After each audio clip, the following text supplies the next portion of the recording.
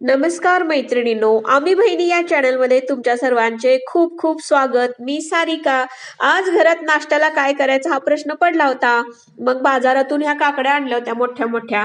त्याच्या थालीपीठ करायचं ठरवलं. मग या काकड्या मी स्वच्छ पाण्याने धुवून घेतल्या. बघू शकता खूप छान आणि रसरशीत अशा ह्या काकड्या आहेत. आणि एक लौकी पण त्याच्यासोबत घ्यावा म्हणून कवळा लौकी पण आणलेला होता. याला पण स्वच्छ धुवून घेतलेला आहे. लौकीची भाजी आपण खात नाही शक्यतो, त्यामुळे थालीपीठ केलं तर चालतं. मग आता ही काकडी आणि हा लौकी दोन्ही खिसून घ्यायला सुरुवात केलेली आहे. हे छानपैकी खिसून घ्यायचं अगोदर आणि मग याचे थालीपीठ बनवायचे आहेत. तर बघू शकता खूप कवळा असा हा लौकी आहे आणि खिसायची प्रक्रिया आता चालू झालेली आहे. काकडी आणि लौकी एकत्र खिसून तयार आहे हा खीस. तर याच्यामध्ये आपण आता साहित्य घालणार आहोत. हिरवी मिरची बारीक केलेली आहे, ती घालायची. तुम्हाला जर हिरवी मिरची नको असेल तर तुम्ही लाल तिखट घातलं तरी पण चालेल. हिरवी मिरचीने वेगळा टेस्ट येते, त्यामुळे मी शक्यतो हिरवी मिरची वापरते. याच्यामध्ये भरपूर असा ओवा आणि जिरेपूड घालायची आहे. ओव्याने खूप छान स्वाद येतो, त्यामुळे भरपूर ओवा घाला. आणि ओवा आपल्या हेल्थसाठी पण चांगला आहे. पोट स्वच्छ राहतं आपलं, त्यामुळे ओवा भरपूर वापरा यामध्ये थालीपीठ करताना. त्याचबरोबर थोडीशी हिंगपूड आपण यात घालणार आहोत. हिंगपूडमुळे पण खूप स्वाद येतो आणि मुलं पण कशी आहेत, लौकीची भाजी किंवा काकडी खायला बघत नाहीत. तर या पद्धतीची आपण जर थालीपीठ केली तर पौष्टिक गोष्टी पण त्यांच्या पोटात जातात आणि आपल्यालाही उपयोगाचंच आहे. त्यानंतर थोडंसं मीठ घालणार आहे याच्यात मी. तुम्हाला किती चवीनुसार तुमचा अंदाज कसा असेल त्याप्रमाणे मीठ वापरू शकता. मी पिंक सॉल्ट वापरते नेहमी. तर तुम्हीही पिंक सॉल्ट वापरणार असाल तर वापरू शकता. आता याच्यात आपण पीठ घालणार आहोत. पिठाचा तसा काही अंदाज नाहीये, मी अंदाजच घेत असते.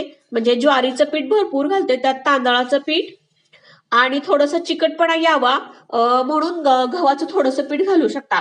म्हणजे ज्वारी आणि तांदळाचं पीठ समप्रमाणात घेऊ शकता. म्हणजे तुम्ही किती करणार आहात त्याच्यावर. तर 2 वाटी ज्वारीचं घेतलं तर 2 वाटी तांदळाचं आणि 1 वाटी तुम्ही गव्हाचं घालू शकता पीठ. त्यामुळे सगळी पिठं पण आपल्या शरीरामध्ये जातात आणि ती एकसारखी व्यवस्थित कालवून घ्यायचं हे पीठ. तर याच्यामध्ये थोडीशी हळद पण राहिली होती टाकायची, तर ती हळद पण आपण टाकून घेऊयात. तर हळद थोडीशी आता मी टाकते ह्याच्यात. हळद टाकल्यानंतर ती एकजीव असं सगळं करून घेणार आहे. याला वेगळं पाण्याची गरज नाही, कारण काकडीला पाणी सुटतं ऑलरेडी. त्याच्यामुळं वरून कोणत्याही प्रकारचे एक थेंब सुद्धा पाणी लागत नाही. न पाणी घालताच आपण हे व्यवस्थित मळून घेणार आहोत. याला उलटं नंतर मळून ठेवल्यानंतर ते आपोआप मऊ व्हायला लागतं, म्हणजे पाणी सुटायला लागतं. त्यामुळं ज्यावेळेस तुम्हाला करायचंय त्याच वेळेस हे पीठ तयार करून ठेवा. नाहीतर काय होतं, मळून जर आपण ठेवलं तर ते आपोआप मऊ मऊ होत जातं. तर बघू शकता त्याला किती छान असं पाणी सुटलेलं आहे आणि पीठ एकदम व्यवस्थित मळलं जात आहे.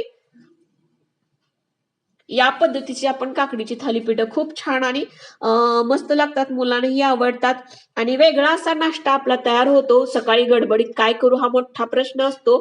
तर या पद्धतीचं आपण पीठ मळून घेतलेलं आहे. याला थोडंसं तेल लावून ठेवलंय. आता मी गॅसवर तवा ठेवत आहे. तवा गरम झाला की त्याच्यावर चमचा तेल घातलंय आणि एखादी प्लास्टिकची म्हणजे आपली तेलाची पिशवी वगैरे असते त्याच्यावर एक गोळा घ्यायचा, तो हाताने आपला थापून घ्यायचा आहे. तवा गरम झाला की त्याच्यावर हे थालीपीठ आपण घालणार आहोत. थालीपीठ बघा खरपूस असं सुंदर भाजलं गेलेलं आहे. तांदळाच्या पिठामुळे त्याला असा खुसखुशीत असा पणा येतो. तर थालीपीठ खूप सुंदर भाजलेलं आहे. दोन्ही बाजूनी व्यवस्थित तेल लावून भाजून घ्यायचं आहे आणि ही गरम गरम थालीपीठं खूप छान लागतात आणि पोटभर नाश्ता व्यवस्थित होतो. खूप सुंदर असा सोनेरी कलर थालीपीठांना आलेला आहे. हे थालीपीठ खारे शेंगदाणे आणि दह्यासोबत खूप छान लागतात. याची आता मी टेस्ट बघणार आहे. तुम्ही पण सर्वजण या नाश्ता करायला माझ्याबरोबर. सगळेजण आम्ही नाश्ता करणार आहोत आता. अशाच एका सुंदर अशा व्हिडिओमध्ये भेटूया नेक्स्ट टाइम. बाय.